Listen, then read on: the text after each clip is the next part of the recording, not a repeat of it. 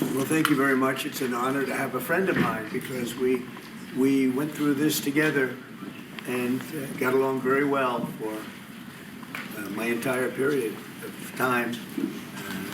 So I knew him as a very young man. Now he's just a young man. And he's done a fantastic job. Mr. President, it's an honor to have you. Thank you. You're doing incredibly for your country. And we appreciate working with you because you want to stop crime, and so do we. And it's very, very effective. And I want to just say hello to the people of El Salvador and say they have one hell of a president. Okay, and I mean that, and I know him well. I know him as a very young man, Marco, even younger than you. You know, he started pretty young. We'll always be younger. Young at heart. But I want to thank you for the great job you're doing. I appreciate it very much. Thank you. Well, it's an honor to be here in the Oval Office with the President and leader of the free world.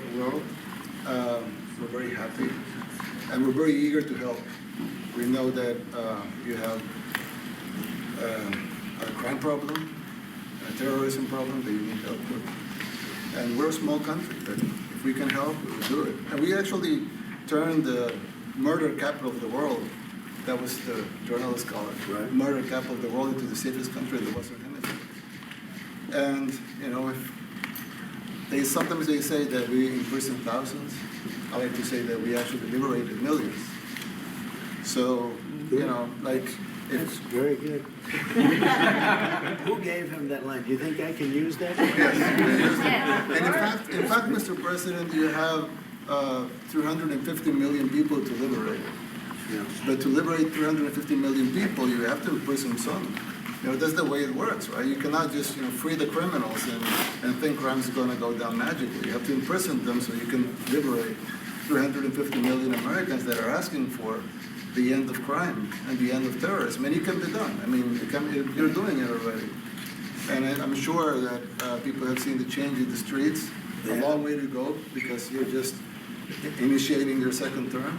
But it's clear that, you know, with the numbers at the border, you know, even in Democrat-run cities, they get a help from the work you're doing. So I'm really happy to be here, honored, and eager to help. Well, we had a terrible thing happen. We had an administration that allowed people to come in freely into our country from not only South America, but from all over the world, many from the Congo in Africa, Asia, all over the world, Europe, rough parts of Europe. And they came from prisons, and they came from mental institutions, and they came from gangs, and the gangs of Venezuela and other places. And hundreds of thousands and even millions of them came. 21 million people altogether, but many of the people that came, just a tremendous percentage of them were criminals, in some cases violent criminals. We had 11,088 known murderers. Half of them murdered more than one person. This was allowed by a man who, what he did to our country is just unbelievable. So we're straightening it out, we're getting them out. But what they did and what that party did to our country, open borders, anybody could come in. As soon as I heard that, I said, every prison's going to be emptied out into our country. That's what happened. And we're straightening it out. And we just had numbers. We had the highest recruiting numbers in the history of our country going into police departments. And a year ago, we had the lowest numbers. You couldn't hire a biggest change. Yeah. Nobody's From ever the seen. lowest to the highest. And the military now, Marines, the Army, Air Force, Coast Guard, every slot is, I mean, we have the best numbers we've ever had. We call it recruitment numbers. And we've never had anything like it. We had records on at every single level. But very important, the policemen. The policemen are joining forces now that we're having a hard time with policemen because we weren't protecting our police. Yeah. And we cherish our police. The police are great, and the firemen and everybody else. But we have the highest numbers that we've ever had, the most enthusiasm. Great enthusiasm on trade and other things. We're doing great. We're taking in billions and billions of dollars.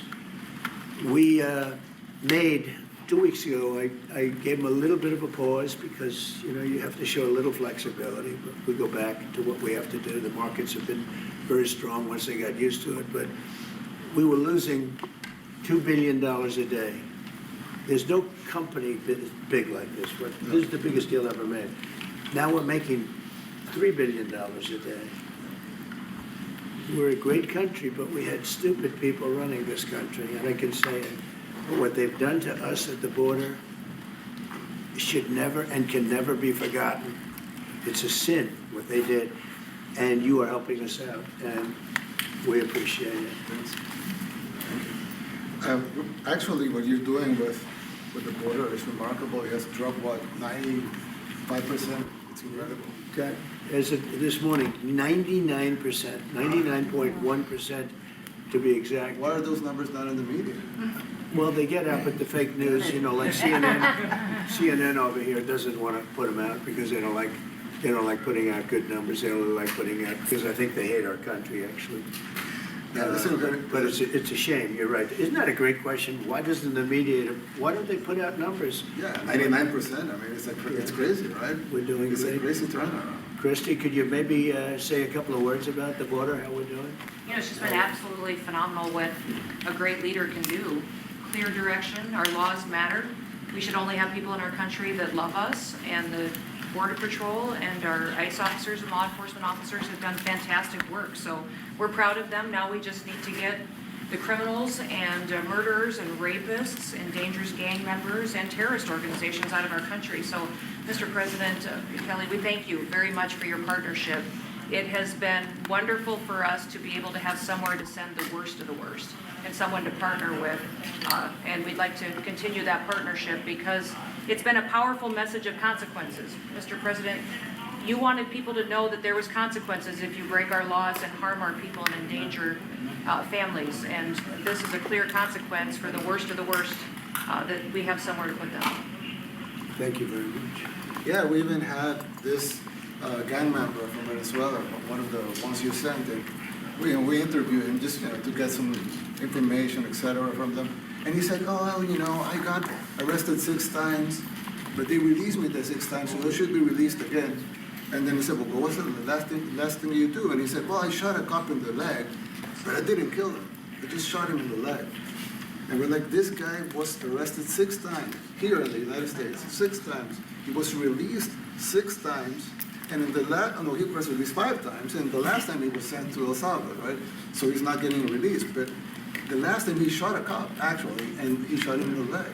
So these are, you know, like you said, yeah, there's something broken. It's the liberal establishment, but they're not running things anymore in this country, and we're run by, and I don't say conservative, I don't say anything, we're run by people with great common sense. Yeah, common sense. Because it's all common sense, it's not liberal conservative, it's common sense. Exactly. And, like, do you allow men to play in women's sports? Do you allow men to box your women and box? Because I know you have a lot of boxing. That's violence. That's abuse of a Violence woman. against women. It's abuse of a woman. But we have people that fight to the death because they think men should be able to play in women's sports. And some of those sports, it wouldn't matter much, but it still matters. But some of them are very dangerous for women. Some years ago, I just said a decade ago or so, women rights movements were pressuring so that we enacted specific laws to avoid men abusing women. And I think those laws were great because there were a lot of men abusing women. But now some of the same people are trying to backtrack on that and actually trying to make new laws allowing men to abuse women in sports. So actually that doesn't make sense. It doesn't make sense. It's crazy. You know, they have weightlifting records, right? Yeah. A woman gets up, lifts weights, she's incredible. A guy gets up and beats her by 100 pounds. What are you going to do? A record that hadn't been broken in 18 years. You know, they put on an ounce, quarter of an ounce, eighth of an ounce for 18 years. Now they have a guy come up, ping. The whole thing is crazy. But they continue to fight. And I don't like talking about it because I want to save it for just before the next election. I say to my people, don't even talk about it because they'll change. And but I watched this morning, there was a congressman fighting to the death for men to play against women in sports. And you say to yourself, why? What are they doing, right? What are they doing? But your country's not too big in that. No, of course not. We're big in protecting women. You're good. That's right. It's a very important form of protection, too. And as you can see, most of my cabinet are women, so. That's impressive. Yeah, yeah. That's why you And run they're it. not DEI hires or anything. They They're can just be. great at what they do, right? That's right. This is very impressive. Yeah, This no. is a first. We've had women, but we've never had 3 of them right here. That's 4 and 3 And men. look at what we have. You guys feel a little bit mistreated? That's good. I like that.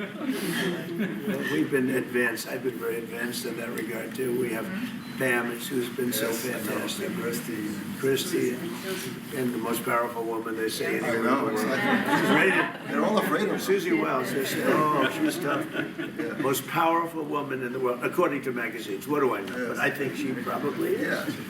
You know, she probably is. Congratulations. And you know, Stephen has done such a great job. We have great He's people. very famous too. But we love working with him. He really lets them have it, right? Yeah, exactly. There's no games. No, it's very good. He knows. Do you have any questions, please? President Trump, Go, let's not start with CNN because they're just so wrong. Yeah, please. Yeah, thank you, Mr. President. You repeatedly mentioned last night that Russia's attack on Ukraine was a mistake. What is the exact mistake? And have you given Putin a deadline to actually move toward a ceasefire? The mistake was letting the war happen. If Biden were competent, and if Zelensky were competent, and I don't know that he is. We had a rough session with this guy over here. He just kept asking for more and more. That war should have never been allowed to happen. That war, I went 4 years and Putin wouldn't even bring it up. And as soon as the election was rigged and I wasn't here, that war started. There was no way that war should have been allowed to happen. And Biden should have stopped it. And you take a look at Putin. I'm not saying anybody's an angel. But I will tell you, I went 4 years and it wasn't even a question. He would never, and I told him, don't do it. You're not going to do it. And it was the apple of his eye, but there was no way that he would have done it. All you had to do is lower oil prices. If you lowered oil prices, Biden kept the prices so high because he made it impossible to get it. If you lowered oil prices, you would have never had the war. But you wouldn't have had it with me anyway. That war would have never happened. And I think it's a great abuse. So now what do? You get a country where 25% of its land is gone, and the best locations, where millions of people are killed. You know, you haven't reported accurately the death. And this was Biden's war, and I'm trying to stop it. And I think we're going to do a good job. I hope we're going to do. They lose 2,500 young people a week, think on average. Now, they're Russians and they're Ukrainians, but it's 2,000, we don't care. It's like whatever it is. They're not from your country, they're not from mine, but I want to stop it. 2,500, it's a killing field. It's like the Civil War. You take a look, I look at the satellite pictures. This should not be happening in our time. Of course, our time can be pretty violent, as we know. But that's a war that should have never been allowed to start. And Biden could have stopped it, and Zelensky could have stopped it, and Putin should have never started it. Everybody's to blame. Have you spoken to President Zelensky, sir, about his offer to purchase more Patriot missile batteries? Oh, I don't know. He's always looking to purchase missiles, you know. He's against, listen, when you start a war, you got to know that you can win the war, right? You don't start a war against somebody that's 20 times your size and then hope that people give you some missiles. If we didn't give them what we gave, remember, I gave them javelins. That's how they won their first big battle with the tanks that got stuck in the mud, and they took them out with javelins. They have an expression that Obama at the time, Obama gave them sheets and Trump gave them javelins. But just something that should have never happened. It's a really shame. The towns are destroyed. Towns and cities are, you know, largely destroyed. They have the spires, you know, the beautiful spires that go up. They say that we're the most beautiful in the world in Ukraine for whatever reason, but the most beautiful in the world, they're mostly laying on their side, shattered and broken. And most importantly, you have millions of people dead. Millions of people dead because of Three people. I would say three people. Let's say Putin number one, but let's say Biden, who had no idea what the hell he was doing, number two, and Zelensky. And all I can do is try and stop it. That's all I want to do. I want to stop the killing. And I think we're doing well in that regard. I think you'll have some very good proposals very soon. Last question, sir. Have you attributed a motive, sir?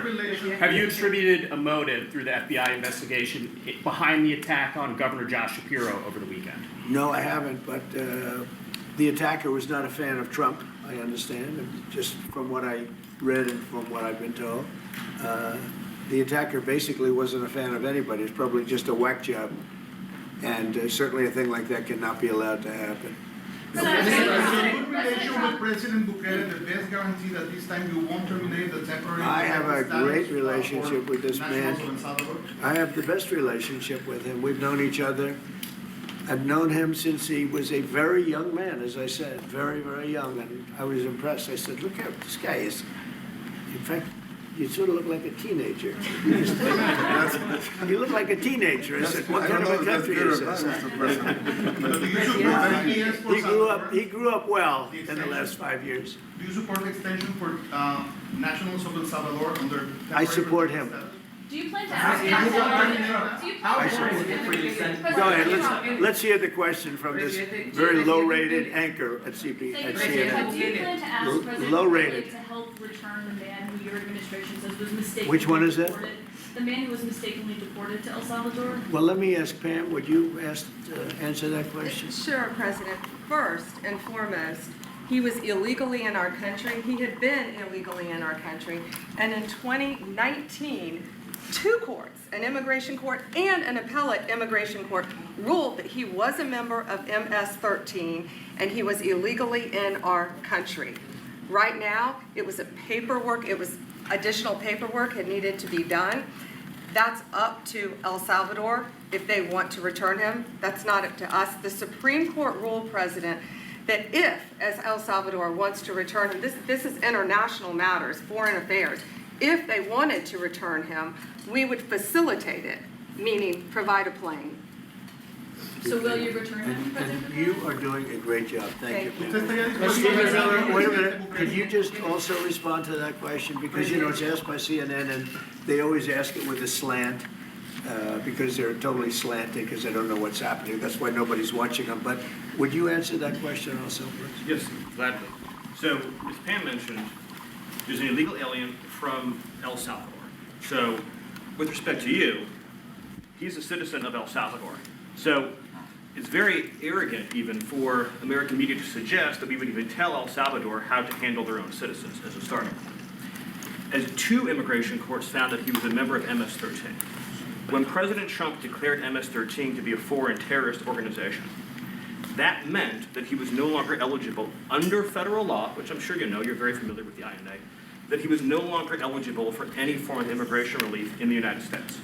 So he had a deportation order that was valid, which meant that under our law, he's not even allowed to be present in the United States and had to be returned because of the foreign terrorist designation. This issue was then, by a district court judge, completely inverted, and a district court judge tried to tell the administration that they had to kidnap a citizen of El Salvador and fly him back here.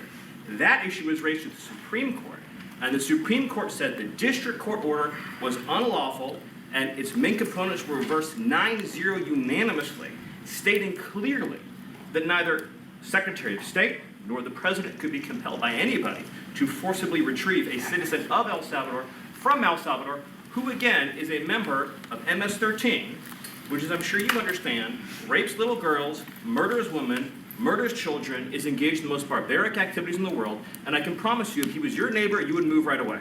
So you don't plan But to the ask for Supreme a Court's waiver asking getting that? to, And that- what was the Facilitate ruling his in the position? Supreme Court, Steve? Was it 9-0? Yes, it was a 9-0 In our favor? in our favor against the district court ruling, saying that no district court has the power to compel the foreign policy function of the United States. As Pam said, the ruling solely stated that if this individual, at El Salvador's sole discretion, was sent back to our country, that we could deport him a second time. Well, I, No version of this legally ends up with him ever living here because he is a citizen of El Salvador, That is the president of El Salvador. Your questions about it, per the court, can only be directed to him. I asked. ¿Usted lo liberaría, Presidente Bukele? Can President Bukele weigh in on this? Do you plan to return him? Well, I'm supposed to be suggesting that I smuggle a terrorist into the United States, right? It's I mean, always how here. could I- how can I smuggle, how can I return him to the United States? Like, could I smuggle him into the United States, or what do I do? Of course, I'm not gonna do it. It's like, I mean, the question is preposterous. How can I smuggle a terrorist into the United States? I don't have the power to return him to the United States. So you could release him inside El Salvador? Yeah, but I'm not releasing, I mean, we're not very fond of releasing terrorists into our country. We just turned the murder capital of the world to the safest country in the Western Hemisphere, and you want us to go back into releasing criminals so we can go back to being the murder capital of the world? And that's not going to happen.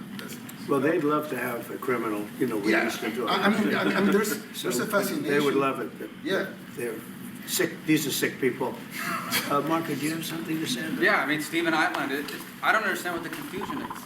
This individual is a citizen of El Salvador. He was illegally in the United States and was returned to his country. That's where you deport people, back to their country of origin. Except for Venezuela, that wasn't refusing to take people back, or places like that. I can tell you this, Mr. President. No, the foreign policy of the United States is conducted by the President of the United States, not by a court. And no court in the United States has a right to conduct the foreign policy of the United States. It's that simple. End of story. And that's what the Supreme Court held, by the way, to Marco's point. The Supreme Court said exactly what Marco said, that no court has the authority to compel the foreign policy function of the United States. We won a case 9-0, and people like CNN are portraying it as a loss, as usual, because they want foreign terrorists in the country who kidnap women and children. But President Trump, his policy is foreign terrorists that are here illegally get expelled from the country, which, by the way, is a 90-10 issue.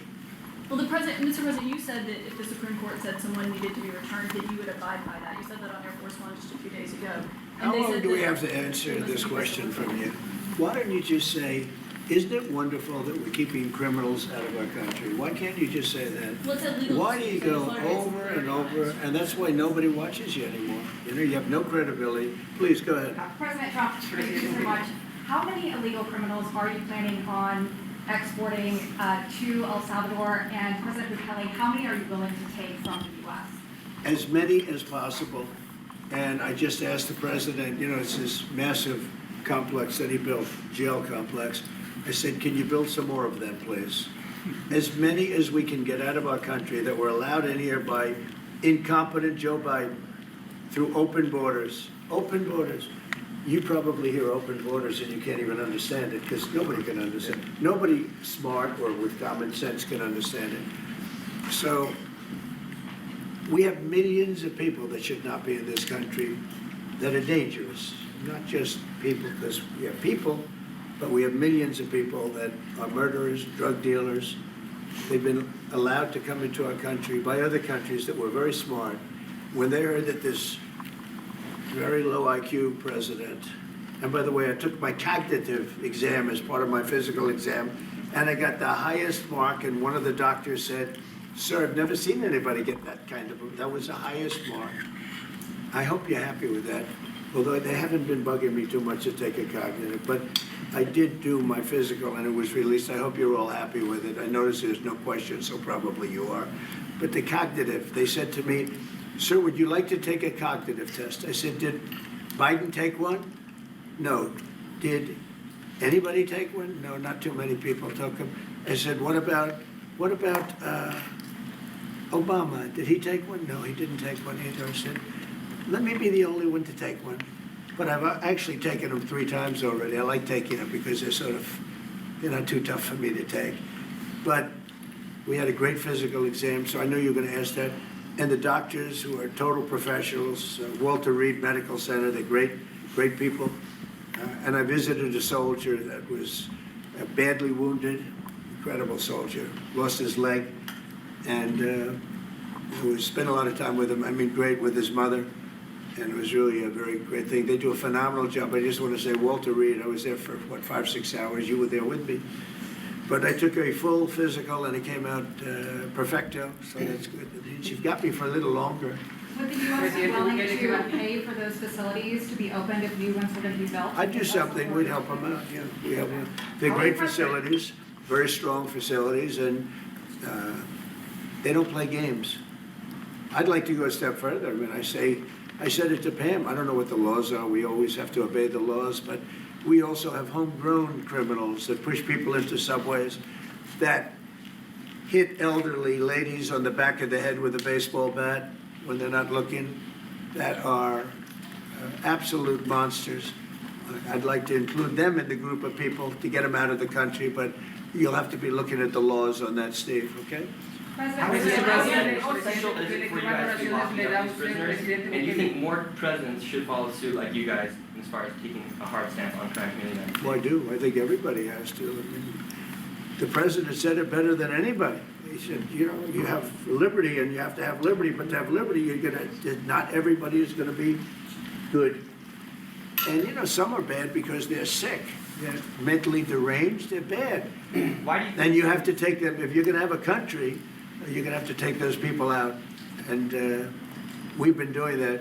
But this was like an unforced error, they would call it, where we had people that may hate our country, or maybe they're just stupid people. I think they're probably stupid people more so. A lot of people said they did it for the vote. But I did better with Hispanic people than they did, because I always use Hispanic. I did better. You people love me. I saw my poll numbers in your country up through the roof, right? 91%. Some people think they do it for the vote. But they don't have to do it for the vote. They cheat, you know, they're professional cheaters. That's about the only thing they do well. So we just have had a great relationship, and it's become bigger because of a strange thing that happened. You know, I came back, we had no war in Ukraine, we had no October 7th, Middle East problem, we had nothing, we had no inflation, we didn't have the Afghanistan, most embarrassing moment in the history of our country, the Afghanistan, not withdrawing, because I would have been out, you know, I had it all set to bring people out with dignity and pride. That was the worst, most embarrassing moment in the history of our country, Afghanistan. We didn't have any of that.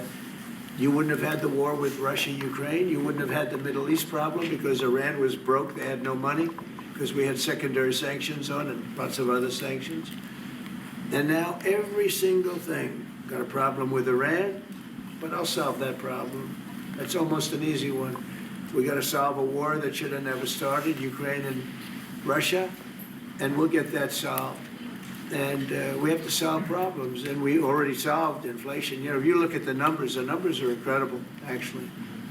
The stock market's up, and we're not letting other countries take advantage of this country like they have for the last 40 years. So thank you very much. You have a question, please? Yes, I do, Mr. President. Thank you so much. You scored another major investment win this morning when NVIDIA pledged to build its AI supercomputer, the first time ever, right here in the United States. Thank you. Now that's a question I like.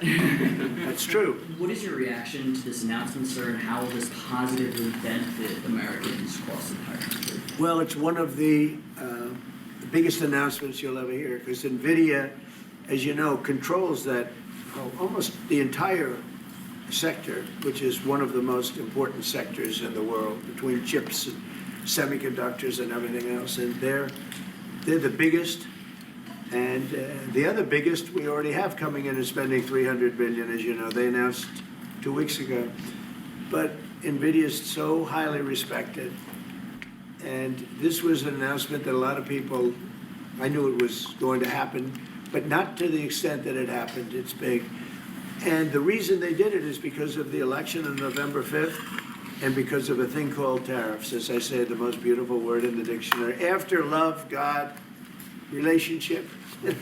The press actually hit me and said, tariff is the most beautiful word in the dictionary. What about family, love, God? So I got hit even on that. You understand? I said, okay. So now I say it's my 5th most favorite word, because they get you on anything. But that NVIDIA, it's one of the great companies of the world, modern, super modern companies, controls segments that nobody, you know, sort of controls the world in a sense, and they're coming in here in the biggest way with hundreds of billions of dollars. Not like millions of dollars, hundreds of billions of dollars, and I'm honored by it. And I want to thank Jensen and all of the people that we deal with. They're great people, they're brilliant people. And without tariffs, they wouldn't be doing it. Thank you very much. Are you considering additional sanctions against Russia after their latest attack? And do you have an update on the rate and when you might announce them? Well, I already have sanctions on Russia. I put them there. If you remember, Nord Stream 2, that's the big pipeline that goes through Europe. I stopped it. That's Russia's pipeline, the largest pipeline, I think, in the world, goes to Germany. And I stopped it. And when Biden came in, he approved it. And then they say, oh, I'm friendly with Russia. No. Putin said, you know, if you're my friend, I'd hate to see you when you're my enemy. I stopped the biggest economic job they ever had. I stopped it cold, right? It was dead. You know that, right? And Biden came in and he immediately approved it. What was that all about? Sanctions, sir? And it's a pipeline that takes care of a lot of the needs. Now, you know, it was a very controversial thing, but I stopped it, and Biden approved it. Question? On tariffs? No, do not have an you. update? Not Sir, on tariffs. Go ahead. Potentially pharmaceuticals? What? Semiconductor tariffs and potentially pharmaceuticals? Pharmaceuticals, we're going to do. We don't make our own drugs, our own pharmaceuticals. We don't make our own drugs anymore. The drug companies are in Ireland and they're in lots of other places, China.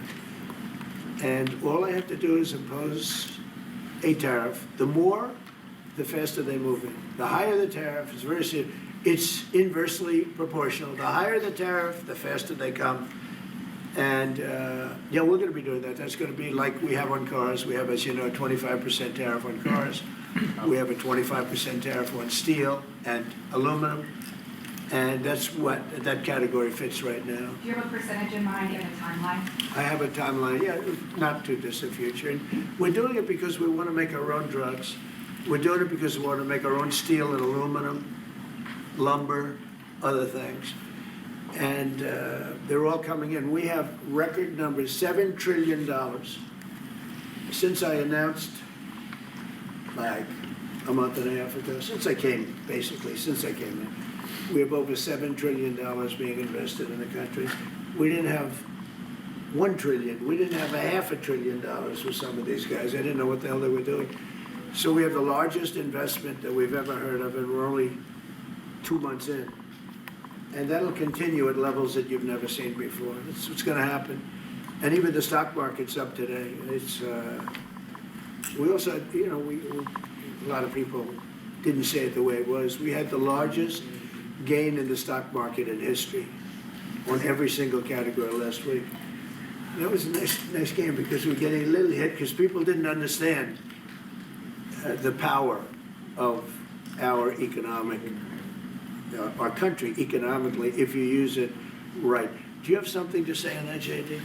Yes, sir. I mean, look, for 40 years we have lost manufacturing capacity. Workers have seen their wages stagnate. And some of the most critical things that we need, from the pharmaceuticals, the drugs that we give to our children, the antibiotics that we give to our kids, to the weapons that we actually need to fight a war, if God forbid we had to fight a war, we don't make enough of that stuff. And so President Trump ran explicitly on changing that. Yes, as the president mentioned, it caused a little bit of disruption in the market, but I actually think over the long term, workers are going to benefit, stocks are going to go up, American businesses are going to benefit as we reinvest and reindustrialize our country.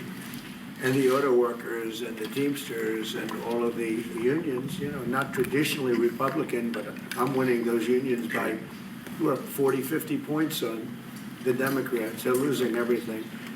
And they're losing everything because they just have policies that are not believable.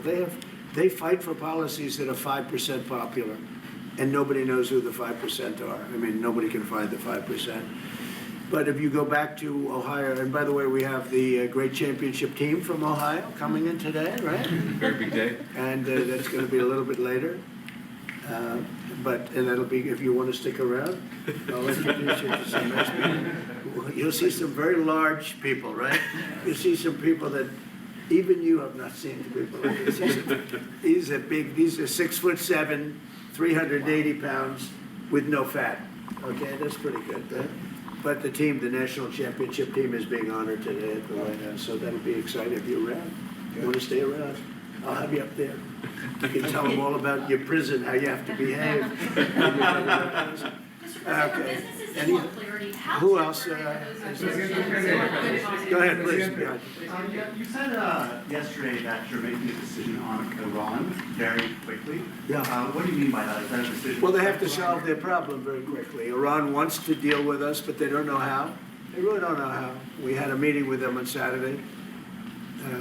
We have another meeting scheduled next Saturday. I said, that's a long time.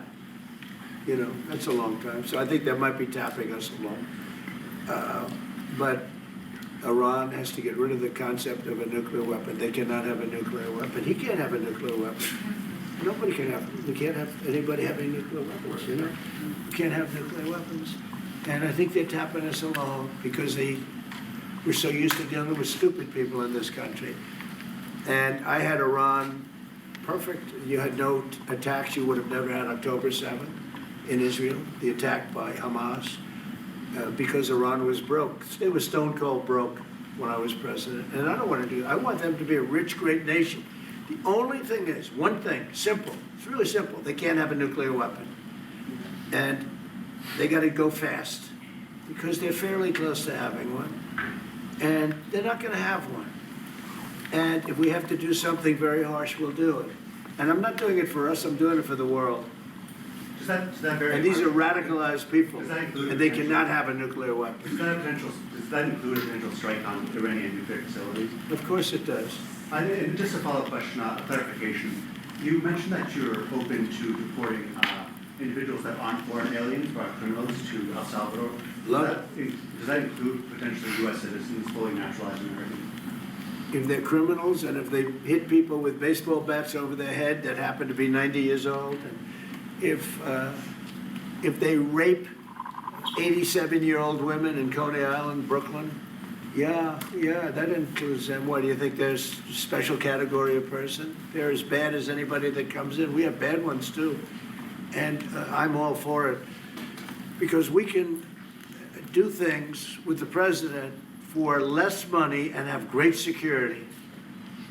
And we have a huge prison population. We have a huge number of prisons, and then we have the private prisons, and some are operated well, I guess, and some aren't. But he does a great job with that. We have others that we're negotiating with too. But no, if it's a homegrown criminal, I have no problem. Now, we're studying the laws right now. Pam is studying. If we can do that, that's good. And I'm talking about violent people. I'm talking about really bad people.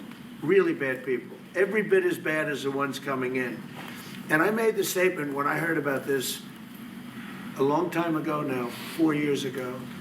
When I heard that this guy was having open borders, I said every single criminal from all over the world is going to be dumped into our country. And that's what happened. The jails of the Congo were emptied out.